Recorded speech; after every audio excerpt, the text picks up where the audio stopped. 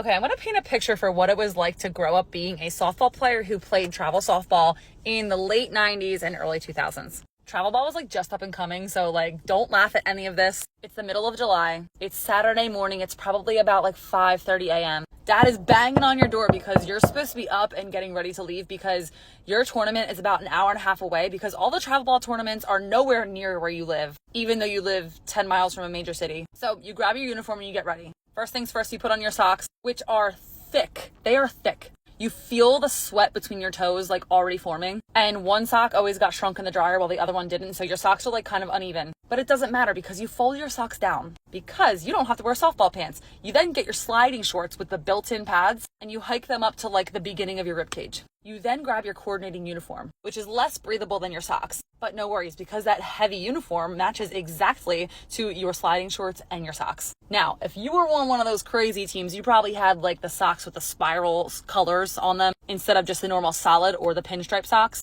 If you were one of those teams, or like you had like a tie-dye sock, like girl, you were good. But for the rest of us, we had a coordinating uniform that went with the socks and the sliding shorts. They had to match because your sliding shorts peek out just enough to kind of like add a little bit of a color combination effect to your uniform. So you're dressed, you have like your racerback top on, you are ready to go. Now it's time to do your hair.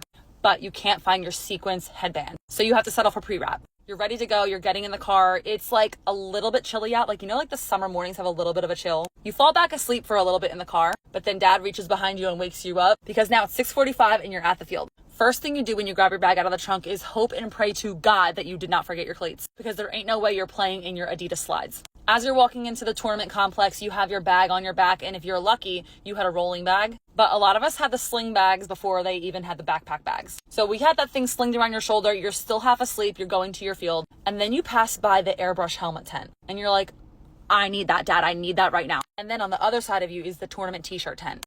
I feel like this was the equivalent for dads at the time to like walk through the perfume section at your nearest Macy's. You get to your field, you warm up, you get all the stuff out of your bag, including your cleats that you did not forget, thank God. And guess what you find at the bottom of your bag? Your sequins headband. You feel like you just are on top of the world and you feel like that's your good luck charm and you're going to go into this game feeling bomb. All of a sudden when the sun breaks and the dew is gone on the field, it is 1,000,001 frickin' degrees. But luckily your mom is an angel and she brought the cooler, so she comes over to the dugout and brings you your frog tog. You're up to bat. You grab your rock attack because you're a baddie and you know how to crush a ball. But first things first, before you step foot in that batter's box, you have to pull your sliding pads that you are currently wearing over your socks all the way up your knee. And not just one knee, both knees. And now you're ready to play a game of softball. And you just pray to God that your shoulders, your V-neck collar, and your knees don't get burnt.